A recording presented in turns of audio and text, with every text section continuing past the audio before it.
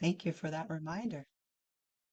Well, hello, hello, hello, hello. Welcome to day one of the Powerhouse Wealth Keys Challenge. You're in for 3 days of I was going to say fast pace, but I won't go too fast. You'll be able to keep up. I want you to pull out your notepads. I want you to put on your thinking cap, and I want you to buckle up and get ready. But first, I want to start with some administrative announcements. This is a 3 day challenge. Yes, 3 days. I have not decided if I am going to have a bonus session because it's so close to Christmas. I think my bonus session is basically going to be what comes after the challenge, and you'll hear more about that later. But what this challenge is about wealth keys. Now, who does not want wealth? I think I can raise my hand and say I want wealth. So this is for everyone who's looking for keys, right? Keys open doors, right? These open doors and they unlock. And I've heard that this is the year of the door. For those of you who believe in prophecy, this is the year of the door. So before this year is over, I want to give you some keys to unlock those doors. Now, for those of you who have elected to take the backstage, then we will meet after the challenge for 30 minutes. And for those of you who opted up for the VIP, you are the superchargers. Not only do you get the 30 minutes after, but you got the early bird special. And you know what that's about. So thank you so much for those of you who opted into that. So I will kick this off with a question. I'm going to just ask a general question. What do you think about wealth? Do you think it's only for the rich and famous? Do you think it's only for those who get an inheritance? Do you think it's only for those who have that sharp skill set that know how to invest in know how to do numbers. Who's good at numbers? I'm okay with numbers. So what do you think? What do you think about wealth? And a lot of what you think about wealth has to do with how you were raised. Now, many of you may or may not have been raised around wealth. You may or may not have that have that close proximity to wealth. But I'm here to say that the wealth is not just for the rich and famous. Wealth is for everyone. I happen to believe that we have a God in heaven who says he owns a cattle on 1,000 hills. So if he owns a cattle on 1,000 hills and we're made in his image, then I'm rich too. I'm wealthy too. Well, actually, I won't say rich because rich in my mind has a different connotation than wealthy. Wealthy to me means you're abundant, overflowing. You have more than enough of everything. But I'm getting ahead of myself. I want to step back a minute and check out the chat really quickly and see if I have anyone who has. Oh, okay. Sorry about that, Nadishta. See if anyone has. Let's see how I can do that now that I've started it. I think I can. Okay, I am changing. There we go. Here you go, Narjishta.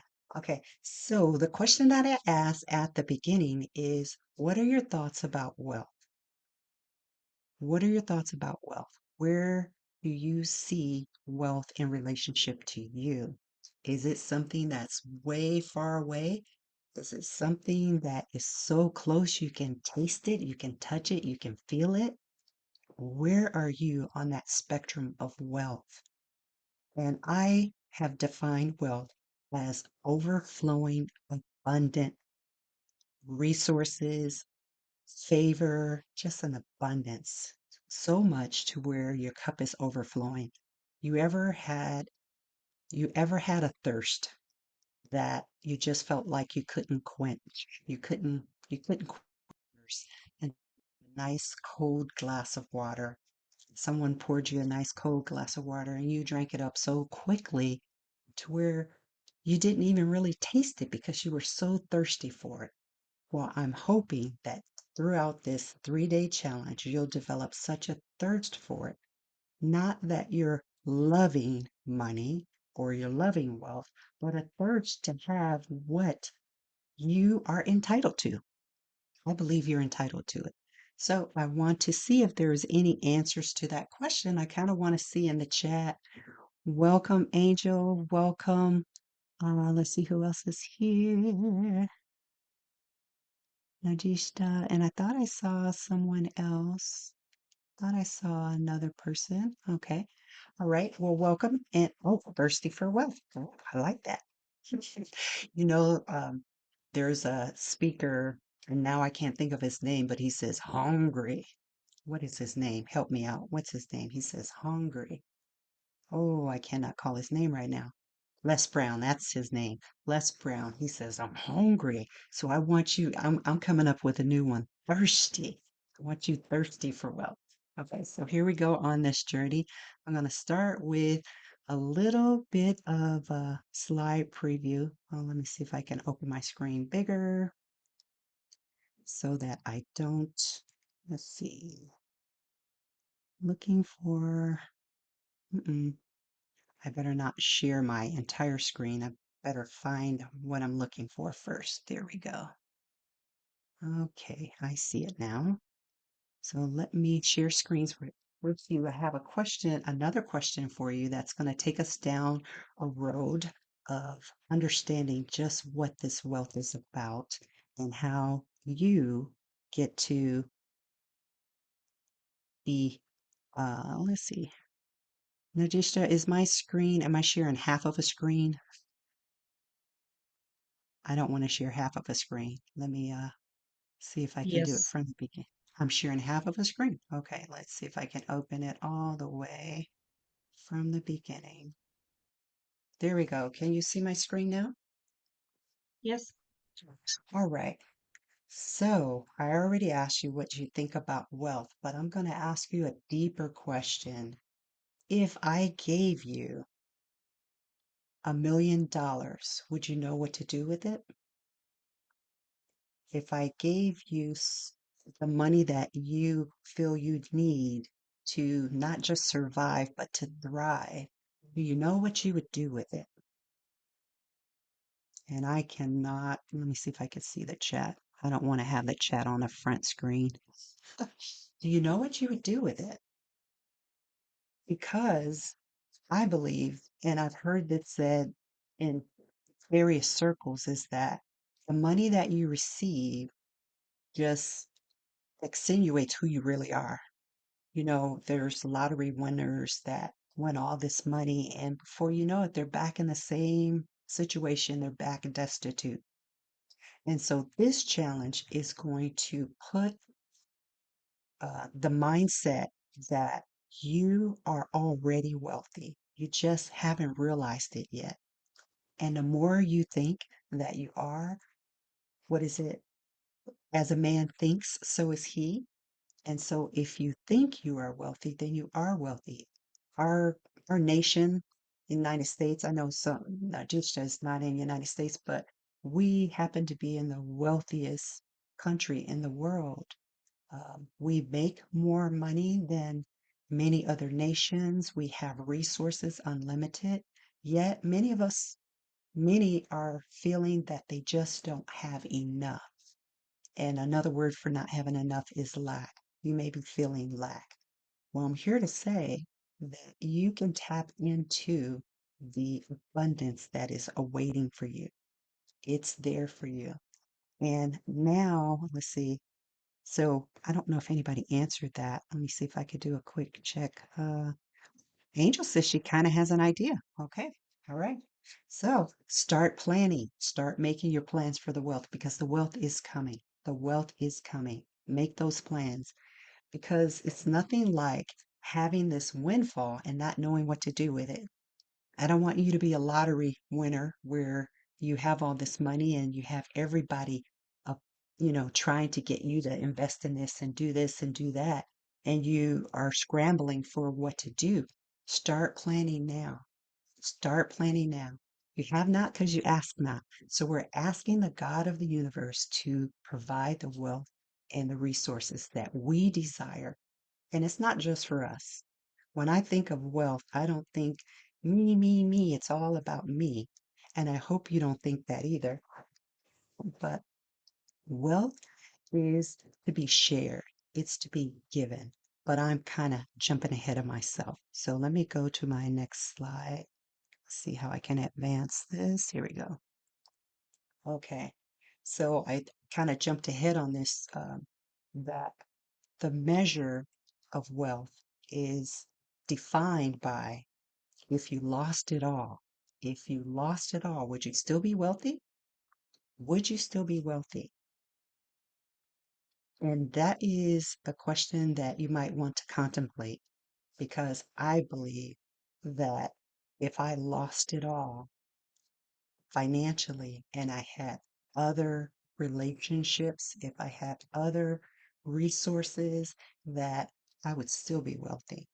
And for me, it wouldn't matter. Now, I say that because I haven't lost it all yet. I've lost a lot. I have hit rock bottom. I've heard other mentors say about all the things that they've lost. But in that process, it helped prune me to realize that my heart was tied up into the thing and not, it wasn't, it was misplaced, misguided. So I was putting my faith in the thing and not my faith in the one, if you can track with me. And so a lot of mindset about wealth is where you're placing your value. Are you placing your value in the money and trusting in the money? Or are you trusting in the one who provides the money, the one who has the resources, the manufacturer? You know, when you purchase things, I know I have a charging cord that I purchased and I thought it would fit this computer, this laptop, but it didn't. So it had specific instructions, which I didn't read, but had I read those instructions, I would have known that it didn't work for this particular type of laptop. So, manufacturer, your creator, my creator, knows exactly what we need, knows exactly what resources are available, knows exactly how we can get to those resources. But we need to read the manufacturer's plan. So, how do you define wealth? How do you define wealth? I'm going to look and see if I had a. Absolutely. Thank you, Miss Angel. Absolutely. Okay. How do you define wealth?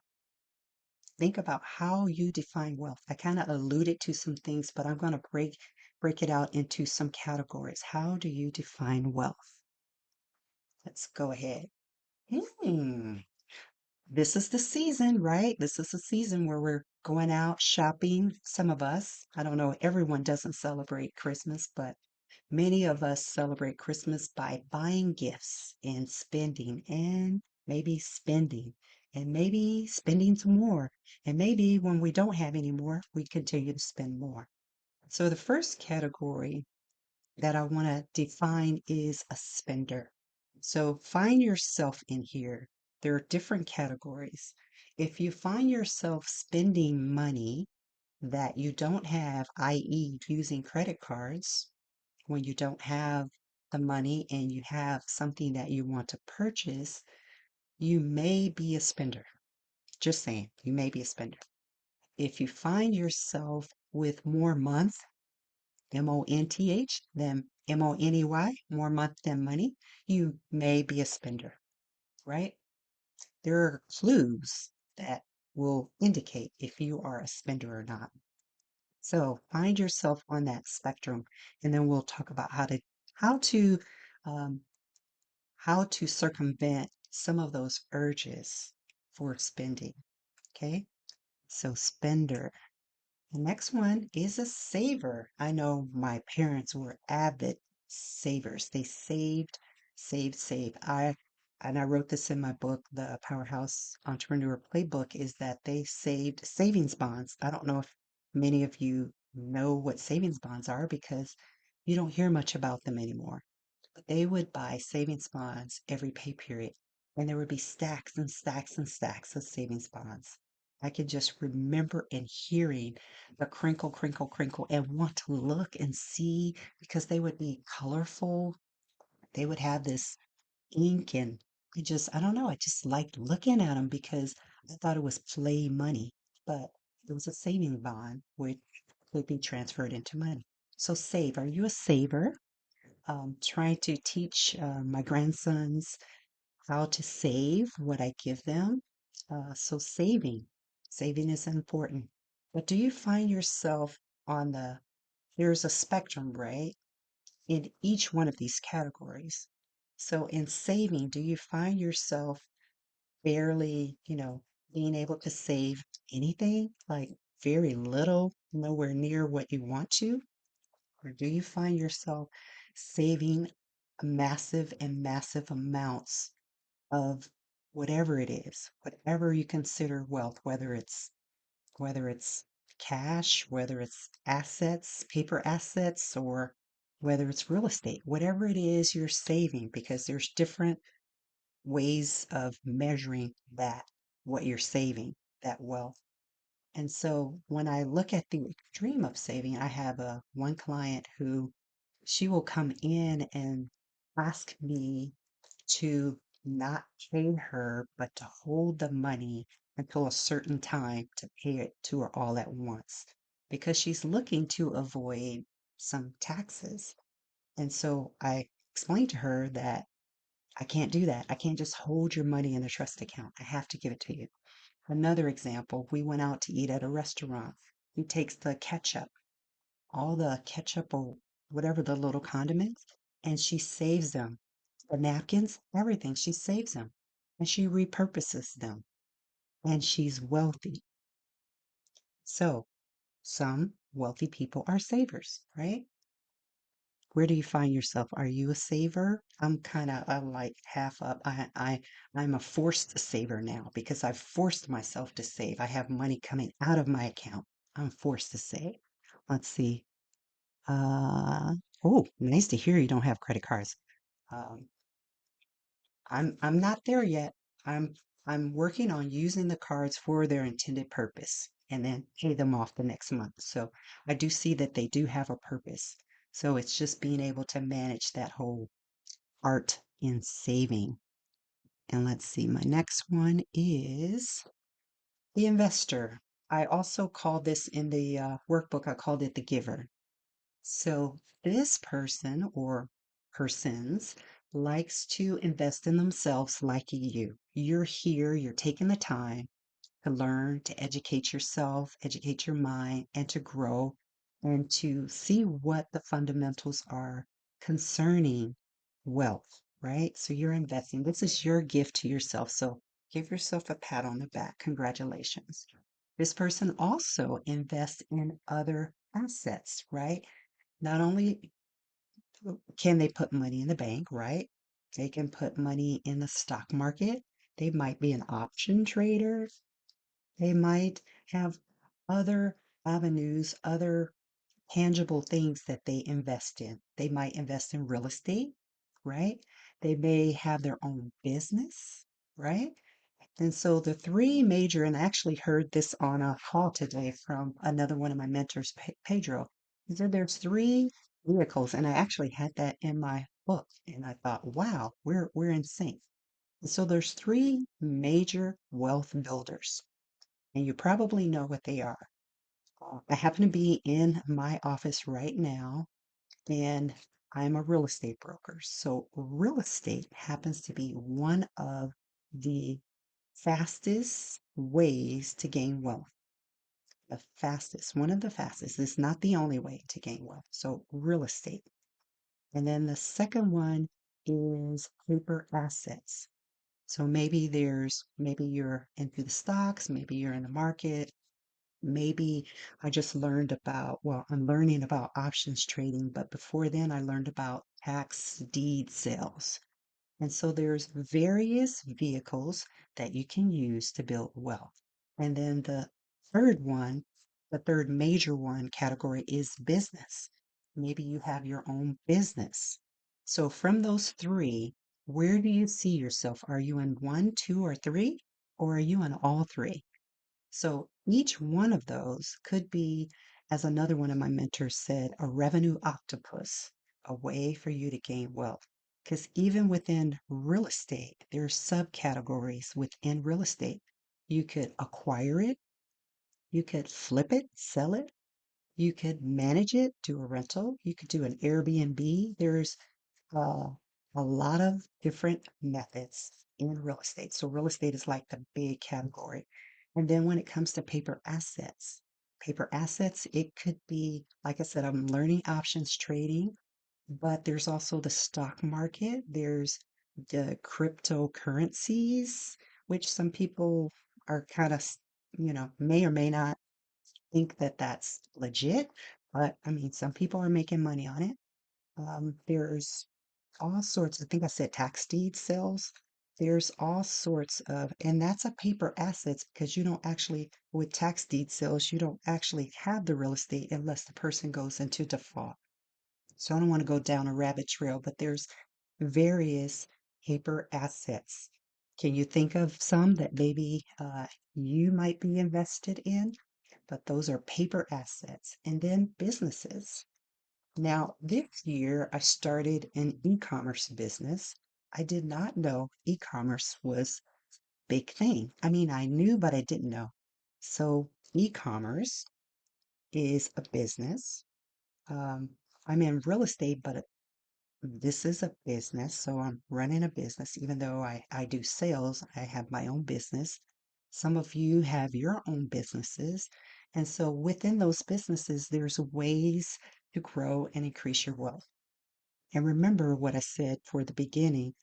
We have a master designer, architect who knows exactly how we can reach the resources that we need to tap into to get the breakthrough that we need, to get the abundance that we want and we desire, right? And so, excuse me. And so, investor or giver, I kind of say giver because I think this person can be on one extreme or the other, can be very generous, very giving. They give above and beyond what's expected of them. They give above and beyond. So they're a giver. You may know the type. They give their time, they give their talents, give their money, they give it all. They give it all. Okay. So let's see what I have next. Okay, I think that's it. So let me stop sharing the screen. Now I want to talk to you about some people. I tend to use biblical references, but I'm leading up to this key because today you're going to get key, right? You're going to get a key. So I want to tell you this reference that I've heard about and read about, and I received a revelation about this particular lady. It's an old lady. Um, I think I'm getting old, but I'm not old yet. I don't know if any of you are feeling me yet. But this lady, she was a widow. So she had not only lost her husband, but in those days, when you lose your husband, you have to basically put your sons up to work off whatever debts were incurred in the family. So she's a widow. She's already sad. She's got all these debts. I'm hoping that never happens to me. I know it won't because I know we've made provisions for that. So this widow is destitute and so destitute, she has nothing in her house except a jar of oil and I think she had a little bit of flour. So she's destitute and she does not want to sell her sons to, into this business, whatever her husband was doing to pay off the debt. So she decides in her mind, this is her mindset. She decides, well, I'm just going to gather a few sticks and I'm going to cook us a meal and we're going to die. That's just how devastated she was. She's like, I'm done. I'm checking out. I'm going to just cook this last little meal and die. Now, when she goes out and she's gathering these sticks, she runs into this guy. We'll just call him the prophet. She runs into this guy and he says, excuse me, can I have a little water? She's like, okay, I have water. So she gives him some water. And he says, while you're at it, because she's going to get the water, he said, while you're at it, could you go and make me a little cake? I mean, I could imagine the look on her face like, if you only knew I'm about to cook a meal. She says, okay, nevertheless, because that's kind of how they spoke, at least in my Bible, that's how they speak. Nevertheless, because you are a prophet, because she sees that he's a prophet, she's like, okay. Um, and he says, no, before she agrees to do this, she lets him know, I don't have anything. I was just about to cook this last week, this last meal and die. He says, well, before you do that, could you cook me a little cake first? First, there's a key there.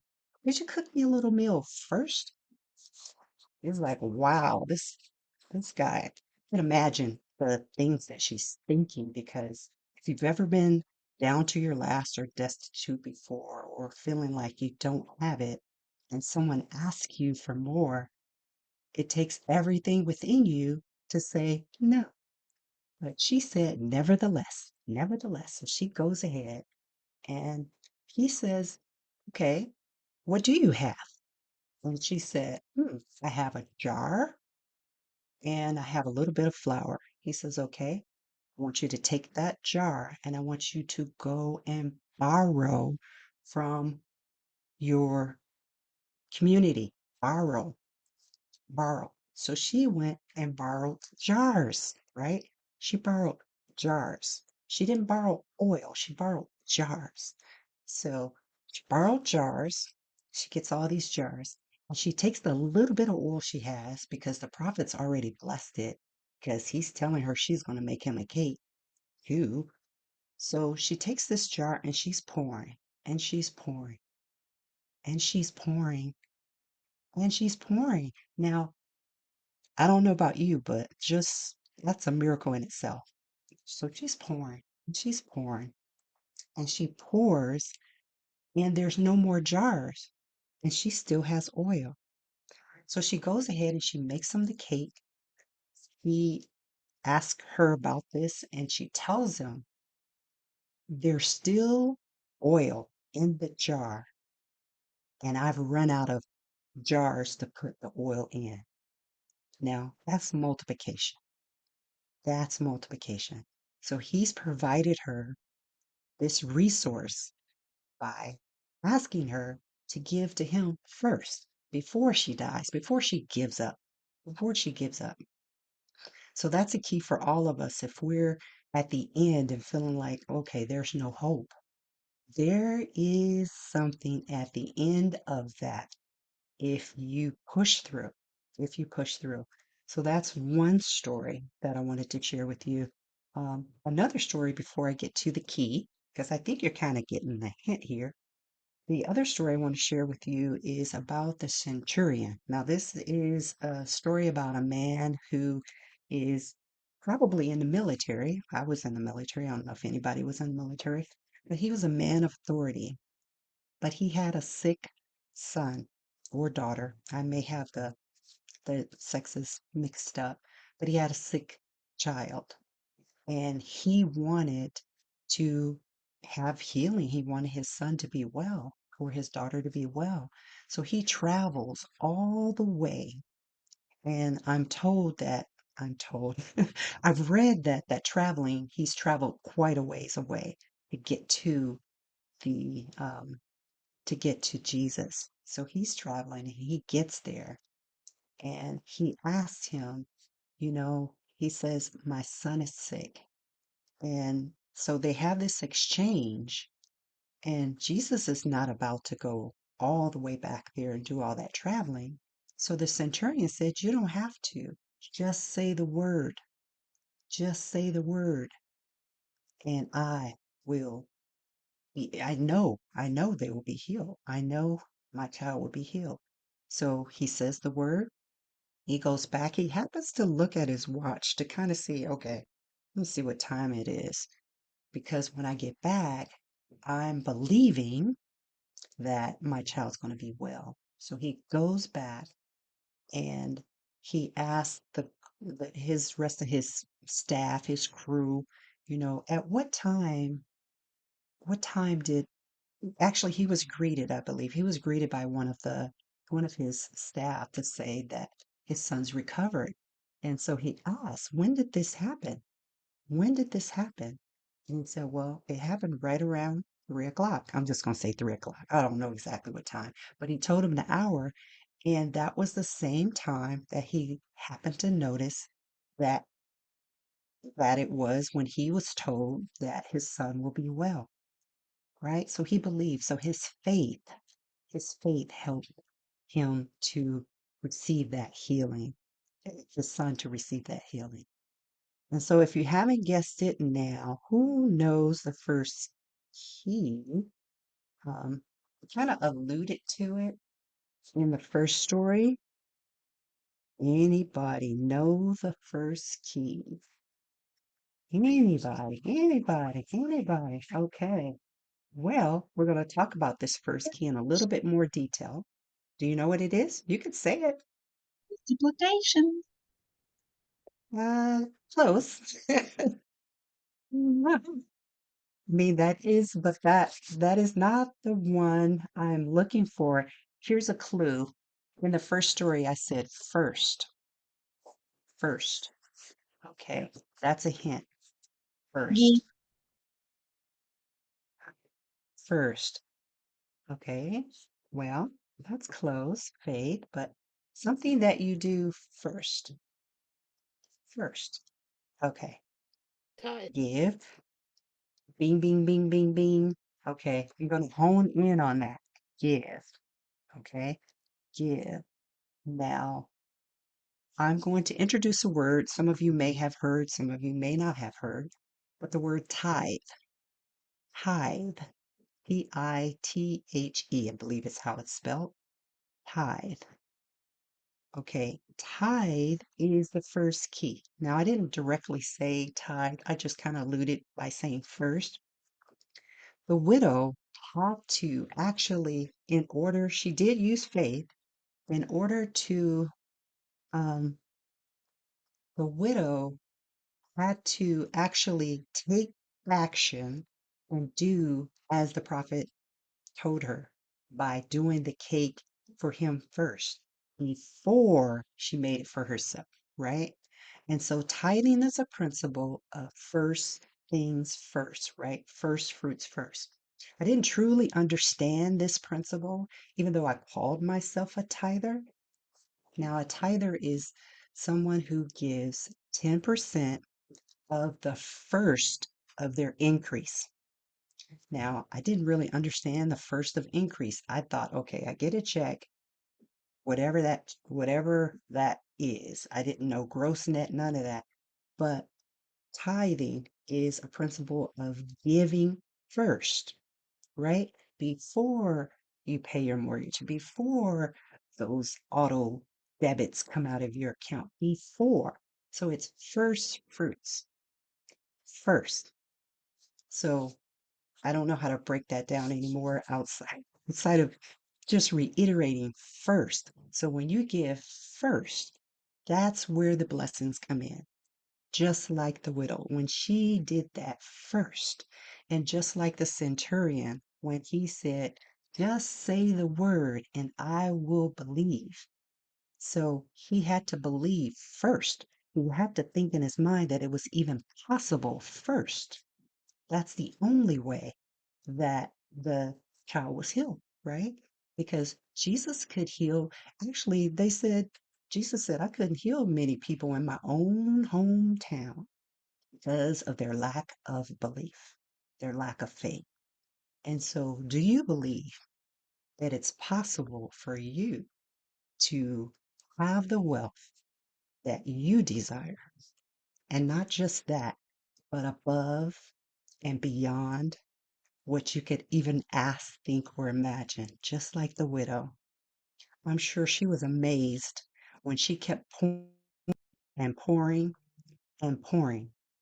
And the jars just kept coming and coming until there were no more jars to borrow. She had enough. not just enough, he had more than enough. So that first key is tithing, or you could say giving, but that 10%. And not just that, but going above and beyond the tithe. That's where the blessings come in. So tithing is a principle of it's a principle of obedience. He says, the Lord says, bring all the tithes in the storehouse so there'll be meat in my house, right? He said, bring it all, bring it all. Don't hold back anything for yourselves. Bring it all, right? There was actually a story of the widow and the mite. She had one little, I think a mite is not even a penny, where she gave. And it was said that she gave more than the wealthy people because she gave it all. So she was not only using the principle of tithing, he was using the principle of sowing. So sowing is going above and beyond the tithe, and that's where the breakthrough is. That's where the breakthrough is. So the discipline in tithing your resources, right? That 10% first, it's always first. If it's not first, it's considered leftovers, right? And in math and in principle of, I'll just say in the principle of, I'll just kind of give this another analogy. In the principle of giving a tithe, if it's not first, then there are rules and consequences for it not being first. So technically, if it's not first, you need to pay interest on that, right? Just like when you borrow from a bank or you borrow from a creditor, they're going to charge you interest. Do you not think that we're to pay interest on what he basically said, you've stolen from me. If you're not giving the tithe, he's saying you're stealing it. You're taking it from me. So if you're taking it, if this hand is closed, how are you going to receive? If your hand is closed, how are you going to receive? He says, bring all the tithes in my storehouse, right? So there'll be meat, right? And that meat is not for him. He's got everything he needs. It's for you, it's for us. So we bring it and we give tithe out of obedience. Now, I said that there's more, right? So on the top of that first key, which is tithe, they're sowing. So that's where the multiplication comes in that was mentioned in the chat. So when you sow, what are you sowing into? Are you sowing into good soil? Are you sowing into bad investments? Are you sowing into unrighteous people? Are you sowing into, uh, I don't know, what are you sowing into? What are you giving above and beyond? Are you giving out of the goodness of your heart, charitable, or are you given to sow in good soil? So that's that above and beyond. I remember hearing one pastor uh, say that he tithes 70% of his income. And I'm thinking, I didn't quite understand that. But he said that as that's his principle that he called it that. He knows it's not a tithe hits once it surpasses the 10%, but He's sowing, right? And I don't know about you, but I planted a garden this year and I sold. I sowed some seeds, I sowed some plants, little plants, and they grew. And I got to harvest that. And so when you sow, you also get to reap, right? When you sow those seeds of investment, whether it's money, whether it's resources, whether it's time, whatever it is that you're sowing, you will reap a harvest. You will reap a benefit from that. And so that first key that I really wanted to just open up more because it blew my mind away how my life changed once I actually became a tither. Thought I was. And it blew my mind even more once I became a sower. I actually started sowing seeds, right? And you sow seeds not just into other people, you're sowing seeds for you, right? You're sowing seeds into you. You're all sowing seeds right now because you're giving me your time. You're giving me the time to listen about keys to wealth. So you're already doing the thing, as they say. You're already doing the thing. And so I just want to open it up and see where your thoughts are from my group here. And you can just either put it in the chat, or if you want to come on screen, wave your hands, raise your hand, and let me know your thoughts about the tithing key as well as sowing and how you get to reap from sowing into, sowing into not just yourself, but sowing into the kingdom, sowing into good, sowing into good soil. I guess that's a analogy I would use. All right. I know you have something, Christine. I know you Okay, do. all right. Hey, you know what? I got the time all wrong. I was like, I wrote it on Oh, my calendar as one thing, and I was like, where's the thing? So anyway, um, well, you know what I do for a living, so I mean, it's kind of a yes. I kind of cheated. This I'm coming in already hot with this, but and it's so funny because in my group I just taught about this, but I got a revelation several years ago that when things got tough or tight in my house, I was supposed to tithe my 10%, and then I was supposed to sow into something that I was praying for. Mm. So when the things, when I don't know, let's say we were praying for a house because we just moved. Okay. So we were praying for a house and and it was tight. We didn't have the money to move. And so all of a sudden God's saying, okay, they're building that new area downtown where they're going to redo all that old building or they make those condos for low income families. Tithe into that, pay into that, sow into that. And so I thought, okay, because they want a house, I want a house. Okay, cool, great, do it. And so I did that for about 6 months, and then all of a sudden, my husband comes to me one day and he says, they're giving me all of this back money, these commission checks that he was like, I thought I got paid on. Oh, So it's a very good key. It's a very good principle. And the one thing about principles is that they all come with promises. So when you yes. obey the principles, you will get the promises. So I just wanted to Yes. share that with you because it works. And I mean, God is not a liar. So, No. if he says you give me 10%, I promise you you can live on the 90, take him at his word. Right. Because I'll tell you what, and I'll tell you another thing too. I don't know if you talked about this because I got in late, but if you calculate what your paycheck's going to be minus that 10% every week or 2 weeks or whatever, however, when you get paid, you're never going to miss that 10%. So if you already figure your wage as, let's say you make $1,000 a week or a month or whatever, and you take that $100 right off the top, so you're making $900. I make $900 a month. That's or a week, whatever. I'm just throwing out numbers that I can use. So here's your Mhm. $900. You're not going to miss that 100 because you didn't have it in the first place. Right. And I Right. promise you, all your bills will still get paid. So anyway, so I just Right. thought I would tell you that. And my grandmother, the one thing my grandmother taught me as a child, and I'm going to leave this with you, is the 10, 10, 10, 70 rule. And what that is that you pay your 10% tithe, you give 10% of the charity which God lays on your heart, and you have 10% that is a gifting. Wherever, like around Christmas, we all can find 10% too. Okay. And then you live on the 70. Okay. I'm going to tell you how well this worked for my grandmother. When my grandmother died, she had $10 million in the bank.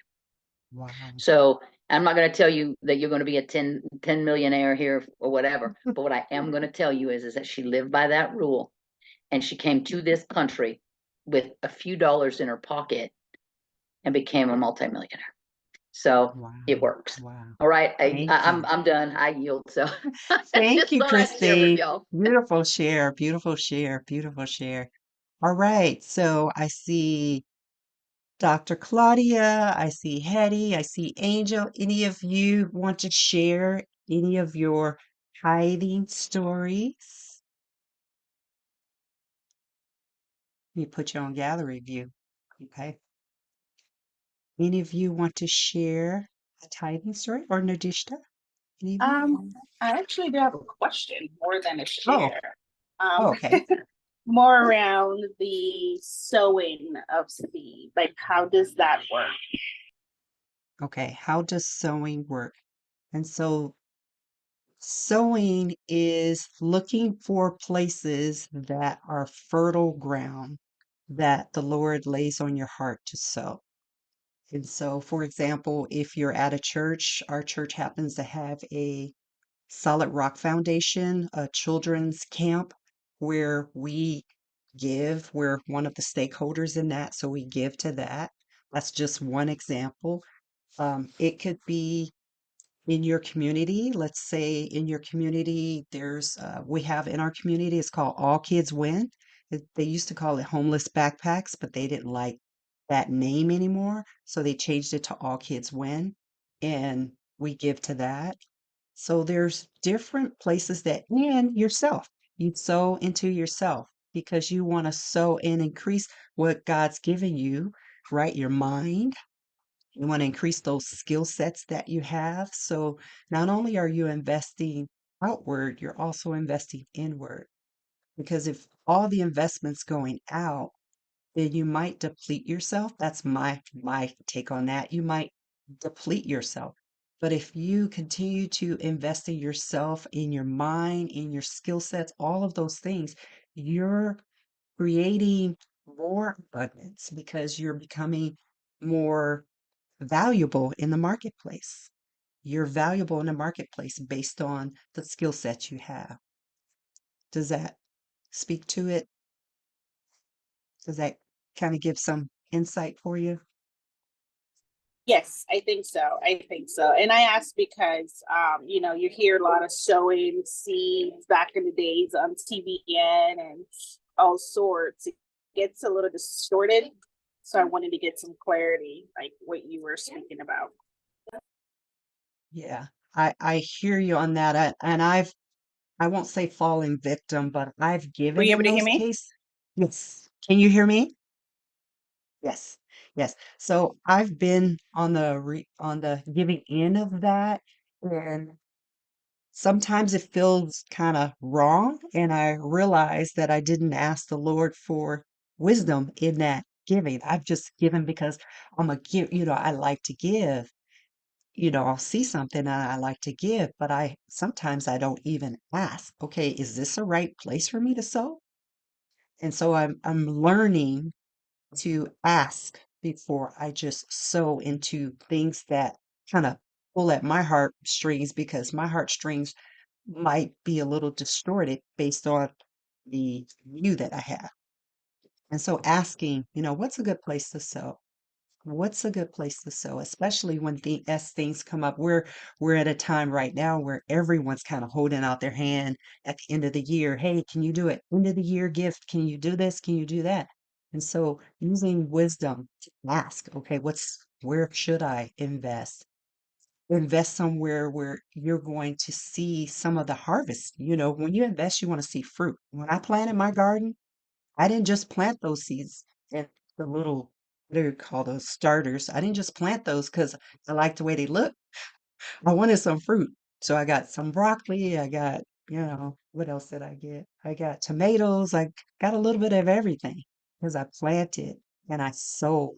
And I not just sowed, but I cultivated that soil, right? I did a lot of things to see it grow. I didn't just plant it and leave. So I think a lot of times when you think about sowing, or when I think about sowing, I think, okay, it's just planting. Well, you want to see the fruits. Our right now, we got a few minutes. Right now, our church is sending books to Ghana. We have over 100 libraries in Ghana. And so it started with one man's vision of having some books, extra books to send overseas because he heard that they didn't have a library. So he created a library and then it grew and grew and grew. So now there's like 100 libraries. So you never know what's on the end unless you see the fruit, right? And the fruit, Pedro always says the fruits last, where you're going to see some evidence of some of those startlings, or whatever you call those things. When things start to come up, you're going to see the evidence. But if you're casting it out, like they say, pearls and swine, if you're just throwing it out there, you don't really know if it's catching, if it's actually cultivating and growing that soil. So Well, this that's is my this is Hetty. How you doing? Hey, Gray Hetty. Um, it's very interesting to hear what you say about sewing, but I think everybody needs to understand that sewing is not always financial. Right. It's not always a dollar attached to it. And so, and when we do that, people begin to evaluate it based on that. And it's not. Um, I sold a lot of, I'm retired, so my tithing, usually my tithing changes to a certain extent. It's not always at that church according to what I'm being taught and where I'm being taught. And that's something I don't want to confuse people about, but that's something that the Lord has to lead you.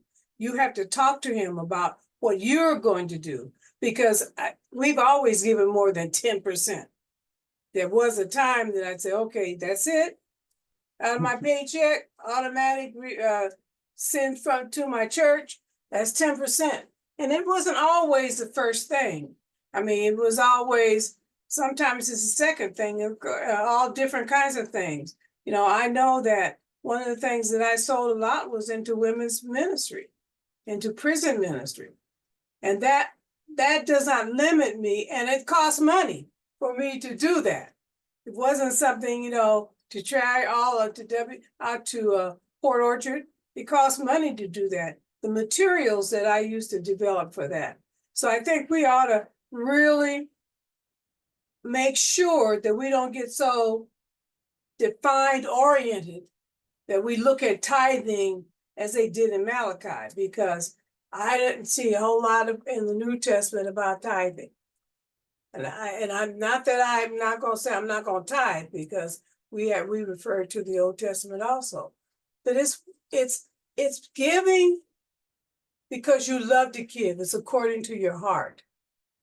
It's according to the way, there was a time it's, oh my goodness, I gotta give this 10%. That wasn't what God wants from us. He wants us to not put a limit, because what my husband and I do is way over 10%. Way over 2%. So don't limit yourself Yeah, based on it's not all about the money. It's time, it's it's your everything. resources, It's right? It's your everything. resources. And Yeah, so I'll tell everything. you, Hetty, it is in the New Testament. I'll send it to you. I know, but But it's not something that it was focused on. It really wasn't. We've gotten to the point that we use it as a criteria, and people use that and they don't give anything else. That's my problem. That's my concern. right, Send right. it to me where you And see it in the New Testament. I would be able, yes, ma'am. with Yes, ma'am. all the software I have that costs $1 million, I ought to be able to find it. Well, your camera's not on, so we're just looking at a black screen. I know it. That wasn't Okay. accidental. Okay. Okay. Okay. And so that first key, I really wanted to hone in because uh, it's been laid upon my heart because of my experience that I've gone through in not really understanding just what a tithe was. And trying to rationalize and figure it out, and then going above and beyond that with being able to sow into different places, into, water wells, into libraries, all these different things that are really for the advancement of God's people. He says, if you love love my people. What is it? Love God, love people. Yeah, we got to And advance so, the gospel. yeah, if you love people, you're going to do something to not just enhance yourself, but to enhance others. And so I really wanted to basically just leave that principle with you for today and add on top of that that multiplication of sowing. Because when you sow, you will see a compound effect of what Amen. you've sown. Oh, You'll for see a sure. compound effect. Oh, for Yeah, sure. yeah. And so I want to let you know what's going to happen from here. I'll be on again tomorrow at 3 p.m. Pacific Standard Time. And I plan to give out some prizes for today's interaction. So if you're on tomorrow, you'll see what prizes you're getting. And for those of you who want to take advantage of the backstage or the VIP, I did put the information in Facebook, but I know everybody's not on Facebook. And so for those who are not, I'll send messages out to you. And so I want to just leave you with that. And tomorrow I'll be sharing another key principle. Um, that's not tithing, but it's something else that is going to be a key to unlock some doors, because I do believe that once you have these keys and once you use these keys, because it's nothing like having keys and not knowing what they go to. I do have a few of those, but the key that you have today is one that you can use and actually unlock some doors. Not just a door, but unlock some doors. It's like having a master key. It's a master key. And so I pray that that richly blesses you with that master key and getting that above and beyond concept in your mind and just soaking in that, just ask God for his revelation for you, because each and every one of us comes to the knowledge in our own way and have that revelation in our own way. So I want you to sit with that and let God show you his master key, because there are many doors to unlock the wealth that's in store for you. And I do believe that each and every one of us will receive the measure that God has for us. The measure that God has for us. And for some of us, we might have a little bit more than others, and that's okay. That's okay. And again, it doesn't have to just be money. It does not have to just be money. It could be more time. I mean, my mother's 84. I'm hoping she lives to 100 and then some. But I'm hoping that her health is restored. And that's another uh, measure resource, right? Not just money, not just time, but health. There's a lot of sick people out there. So health is another thing that I'd love to see restored. And with sowing into understanding about health, eating right, drinking water, plenty of water. I mean, all these things. There's so many things to help us.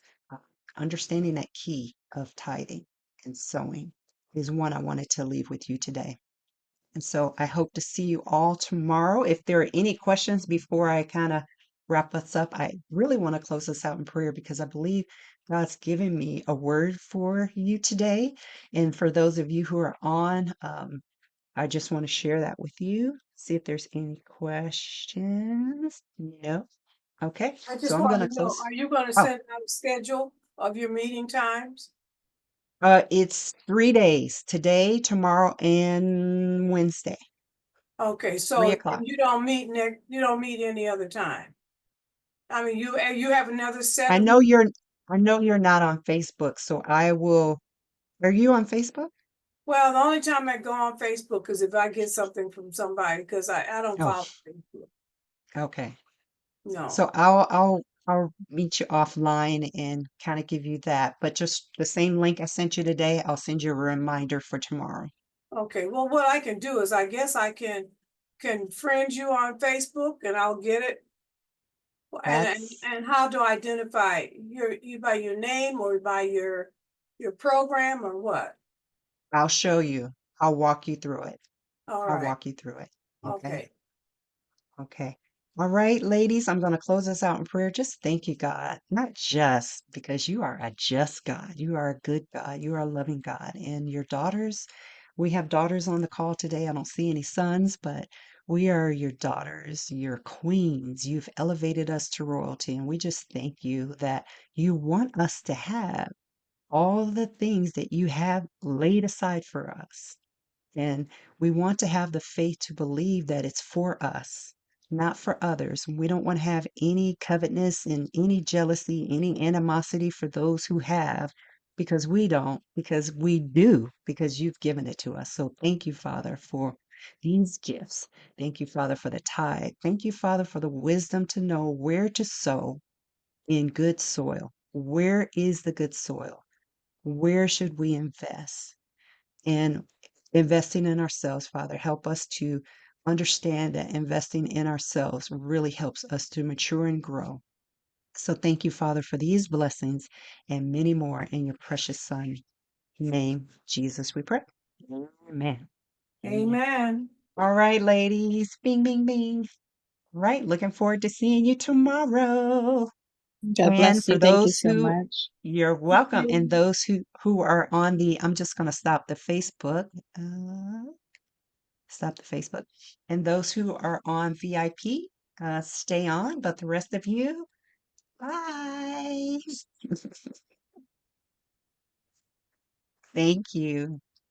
Thank you, Christine. Yeah. All right, Miss Angie. How are you? Are you able to talk?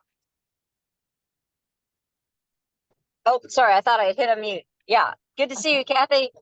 You too. I'm so glad you signed up. You took advantage of that bonus. Yay. Heck yeah, I was like, this is a deal. Get, It is. getting the workshop, getting the. I know. I know. I know. I know. And so are you on the road right now? Is this not a Yeah, good time for you? Okay. I apologize. I'm driving. Yeah, I just got out of a meeting, and but I'm going to be home in less than 5 minutes. Okay. Okay. Okay. Well, do you want to hop back on or do you want to keep talking? How would you like to do this? I don't mind keep talking. Okay. Okay. So, And so was there anything you heard today that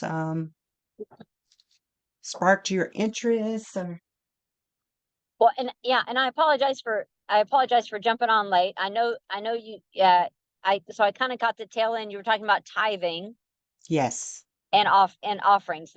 That seems to be kind of the topic for today. tithing and sowing is the key. So I So, started so out talking about wealth and the different resources that we have in wealth. We talked about spenders, savers, uh, investors or givers, and then seeing where you see yourself in that uh, spectrum. Yep. gotcha. Yep. So Gotcha. yeah, we talked about that. Okay. Okay. Well, I look forward to catching the replay.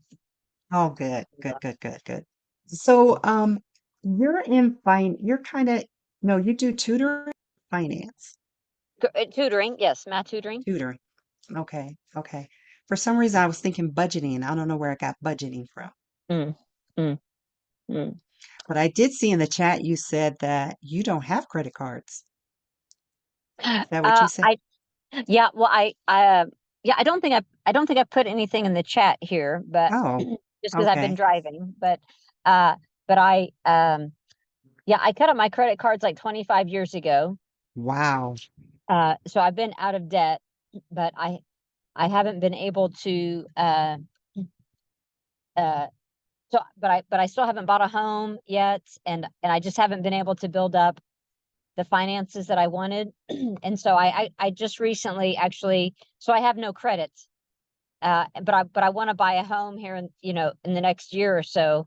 So I Hmm. just took out a credit card so I could start building some credit. Good, good, So I'm good, using it for gas, I put my car expenses on it. So good. yeah, And then do you you have pay any, it do you have off. any, yeah, yeah, I paid off at the end of the month. Yeah, do you have Good. any thoughts on that or? Yes, yes. So buying your first home, I mean, I'm in real estate, and I think having your own home gives you the leverage to be able to Mhm. have money for your business. I mean, it gives you so much leverage. So I'm glad to hear that you're taking, that's like the first step in legacy is Mm, actually acquiring real estate.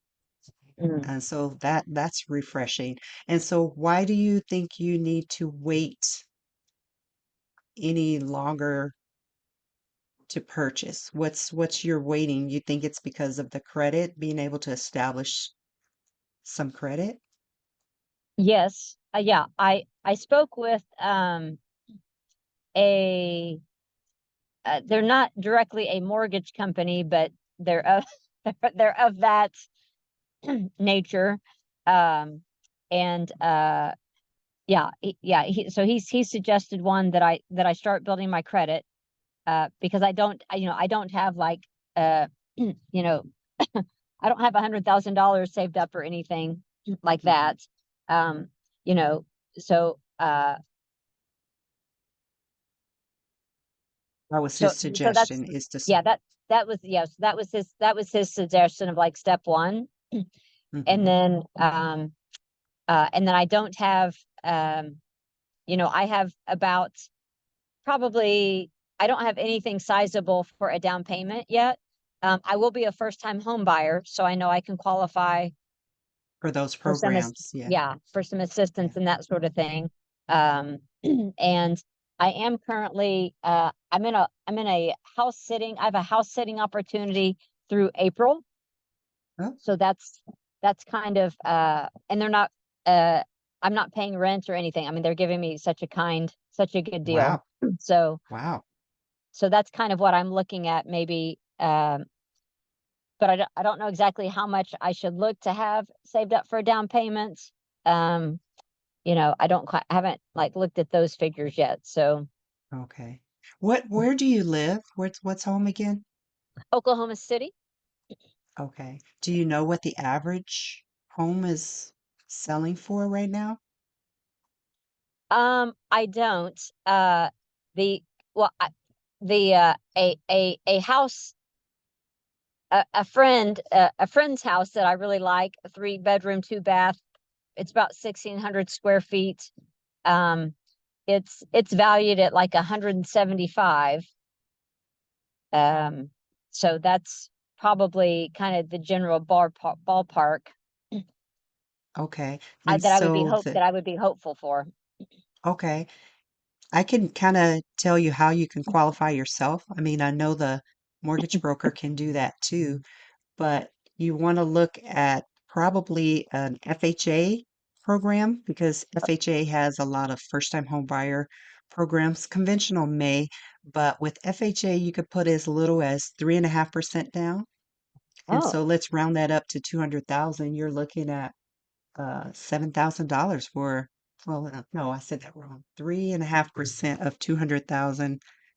Let me do my calculator because I thought I could do mental math, but I I'm hear not you. doing it. I'm not doing it so well.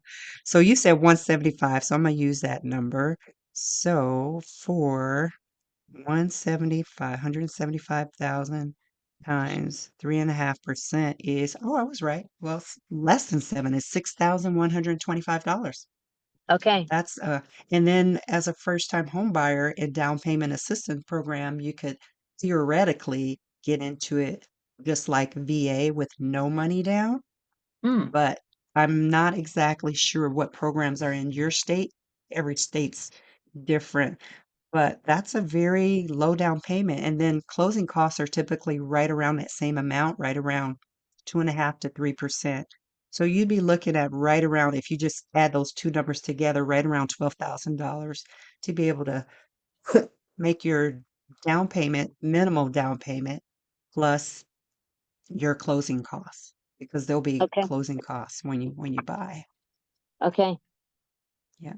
But if you're Okay. looking to avoid mortgage insurance, which a lot of people want to avoid that, and I do believe rates are going to go down next year. That's the indicators are kind of saying the interest rate is looking like it's going to go down. Um, so what was I? I lost my train of thought. Um, interest rates are going down. It was something I was going to say on that. First time home buyer. Oh, mortgage insurance. That's it. So insurance is when you don't put 20% down and the lender charges you mortgage insurance, which ends up adding to your loan payment. And it's to insure against default. So they're charging you to put less than 20% down. And then once, am I try is that making sense to you? Yes, yes, yes. Okay. Okay. So they charge you mortgage insurance if you put less than 20% down. So many people would opt to avoid that by having 20%, but everybody doesn't have the 20%. So if you're able to save that much and put 20% down, you would avoid mortgage insurance, which would make your payment higher. So Fine. you want to kind of keep whatever is affordable to you in terms of a payment. Gotcha. But how you could qualify yourself, there's a little tool. I believe there's tools online, but you just basically plug in your income, plug in your debt, and it'll give you a debt to income ratio. And it sounds like you don't have a lot of debt, so you may be good there. Are you self-employed? Um, I I am, but I do also have I work full time. I started working full time at a school, Oh, but I also have my business. okay. So you have both. Okay. Hmm. Okay. Hmm. And so you have W-2 and you have 1099 Hmm. or contract. Yeah. Okay. Good. Good. Because I was going to say self-employed income is qualified differently than W-2 income. So I'm not quite sure how it is. Again, your lender would be able to tell you that. Okay. But if Okay. you look at your debt to income ratio, if your debt to income ratio is over 28%, that is considered higher risk. Okay. So you want to keep your debts low, and they're going to include your mortgage in that. So, I and with see. Okay. mortgages, the lenders don't want you to um, borrow more than 30% of your income. So I let's say see. you make 10,000 a month, or let me just use a round number. No, let's say you make 1,000 a month. They don't want you to spend more than $300 on your mortgage. Okay. So the rest of the money, they kind of want to see you as using it for other things, incidentals, utilities, other expenses. And so that's kind of the rule of thumb. But you could have a higher debt ratio if you're a veteran. Like VA buyers can go up as high as 41%. Mm. I don't know if you're a veteran. Mm-mm. No. No, okay, okay. So FHA would probably be the best way to go for a low down payment, and then conventional if you want to put 20% down, because then your rates would be a lot better. Okay. Okay. Would you have any concern if like regarding interest rates, like say April rolls around and the family when they're snowbirds, they spend the winter in Florida and Oh, uh and they've told me when they come back in April, they said, you know, if you still need some time, like we're not going to kick you out. ah, So like how much should I mean obviously trusting the Lord and timing and opportunity and that sort of thing, but in mhm. terms of like looking at the interest rates, how much um like how much should that play into kind of the timing, do you think, of like if interest rates stay where they are, if they're not down by April, or I don't even know like what would be a significant decrease? Do you have any thoughts on that? Hmm. So right now, people would consider them high because they've been low for so long, like post-COVID, pre-COVID, they were like 2, 3%. Now they're up to 7, maybe even a little higher, Okay. but they're starting to creep down. I don't know if it's because it's an election year. I'm not, Mm. all the indicators are that the prices just keep going up and the rates keep going up. So something's got to shift in order for the market to correct itself. And so the indicators are that the interest rate will go down. That's the kind of the forecast. And the Feds even made that Well, they just made an announcement and they almost didn't say anything, but activity happens when they open their mouths. Right, right, right. Yeah. And I did hear Rami. I heard on his coffee with Rami. So I heard him Yes. talking about that. So Oh, good, good. I missed that this Saturday. Do, mm. do they have replays on that Coffee with Rami? You know, Probably I don't not. know. I don't know. Yeah. Yeah. Okay, okay, okay. Okay. So I like that you asked me that. I mean, I'm here. This is your time. You're exclusive, so you can ask ask any questions. Yep. I Okay. mean, even though we were talking about keys to wealth, I mean, it kind of I'm in real estate, so that's my vehicle of choice, but I'm getting into the paper commodities. I mean, I Mm, do have some Bitcoin, but I'm getting into the paper commodities with the options. So I did take okay. the option trader. I don't know if you took that, but I didn't, I just felt like I had too much going on right now to yeah, step into that. So yeah, I'm interested, but just didn't feel like it yeah. was the right time for me. So, Right, right. I was kind of feeling that too, but I was like, well, if I don't do it now, I don't know when. That mm-hmm, kind of thing. Yeah. hmm So, yeah, it's definitely easy, but you need to take time to study it, to learn it. So, I'm a hmm slow goer in that because it's money. So, I'm doing the paper trading right now.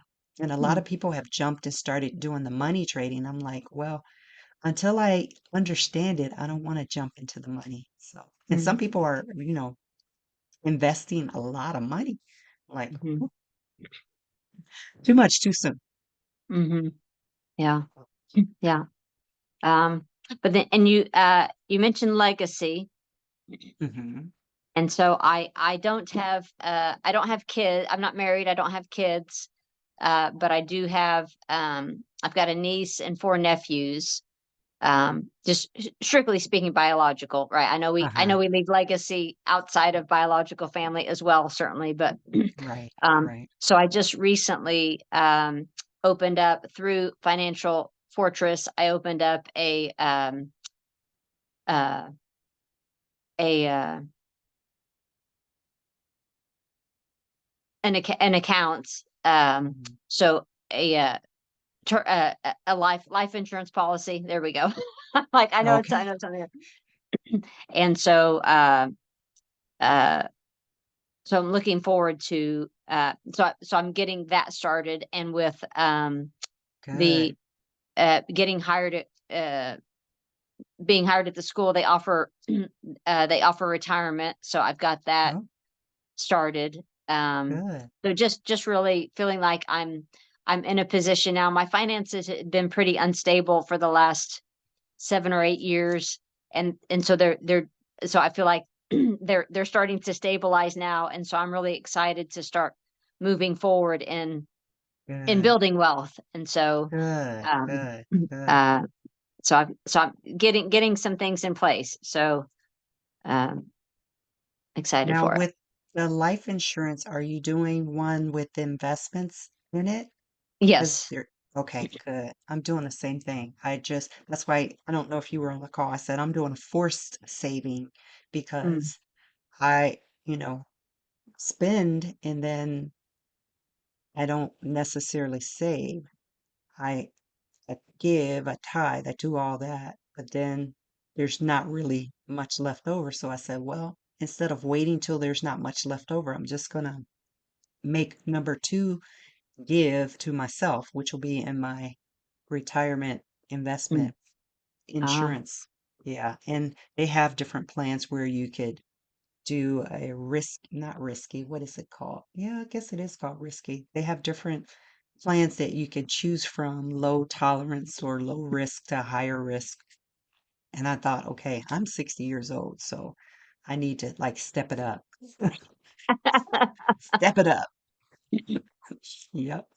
So, do your nieces and nephews, are you like close to your family to where you're looking at long-term planning something for them, or are you, what are you thinking in terms of that? Or are you, yeah, I was just thinking to with Financial Fortress, for some reason I couldn't name a niece or a nephew as my beneficiary. So uh so I put one of my brothers, but I've told him that I want it divided among the oh, my niece, good. and so I would just want to bless them with Yeah, that. So um that's responsible.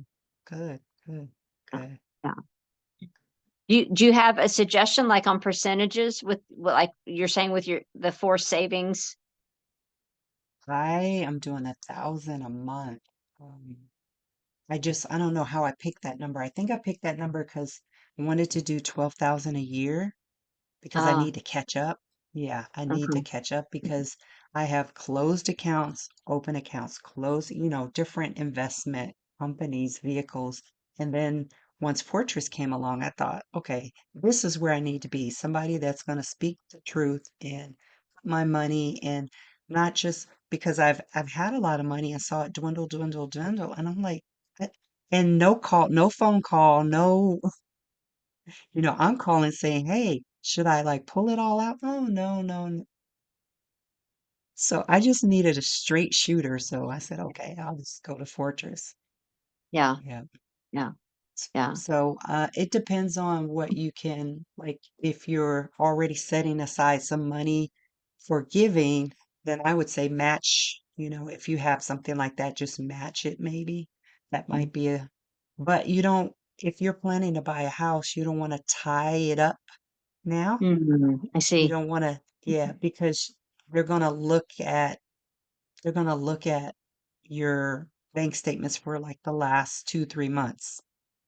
Okay. So if you're talking maybe buying something in April or May, you might want to hold off on doing a higher level investment because then you're not having that disposable. But then the flip side is you could have it and you can always borrow from it. You can always borrow from your own investment. I mean, Perfect. that's Right. leverage too. That's leverage Yeah. too. And I've done that. I did that for options trader. I went Right. to Fortress and I said, I need to borrow. He's like, you don't need to borrow. It's your money. I was Mm-hmm. like, oh, okay. So Right. he just sent the money to me. I was like, wow, this is easy. This Nice. is easy. And no, I didn't get dinged for it. It's just liquidated it and sent it to me. I'm like, oh, this is cool. So yeah. Yep. So change that story. You do what God tells you to do in terms of how much you want to put away, but you can always borrow against it. That's the good thing. Not even Gotcha. borrow. He told me he said, you're not even borrowing, it's your money. I It's like, see. oh, okay. I see. Yeah, So if that's you really already good. have yeah, if you already have stuff put away, and if it's in a 401k or a Roth IRA, you can liquidate a Roth IRA before your age 59 and a half if it's for real estate, like if you're Oh, buying a house. My oh, daughter did that. She's only 23, 24, and she went into her 401k and borrowed her down payment. So it's possible. You may okay. not have to save a lot. Yeah, Just put it away. yeah, Yep. that's really good. That's really Yeah. good. All right. Well, thanks so much, Kathy. Sure You're appreciate your time. welcome. You're welcome. Appreciate you. Looking forward Yes, to where this is going to take us yes, because I'm for on the sure. journey too. Well, Yeah. thanks for sharing sharing what you know. Uh Sure. it's My pleasure. helpful. My pleasure. All Okay. right. All right. I don't know if I can catch tomorrow night live, but I'll Catch the replay. yeah, and Okay. hopefully be back on hopefully Wednesday. This is final. This is around here for schools. We're wrapping up the last couple of days of school, Oh, so yeah. getting in some extra tutoring sessions with kids and that sort of thing. So Right. it's a little bit of Right. a busy week, but Right. uh I get it. And if you want to do like a VIP session another day, we could do another day. Um, okay. or if you're available tomorrow after the session, we could do that too. Okay. Okay. Yeah, we'll Wonderful. we'll work it out. We'll work it out. Okay. Awesome. Thanks so much, Kathy. All right. Appreciate you. You're welcome. Take care. Okay. Bye bye. Bye bye.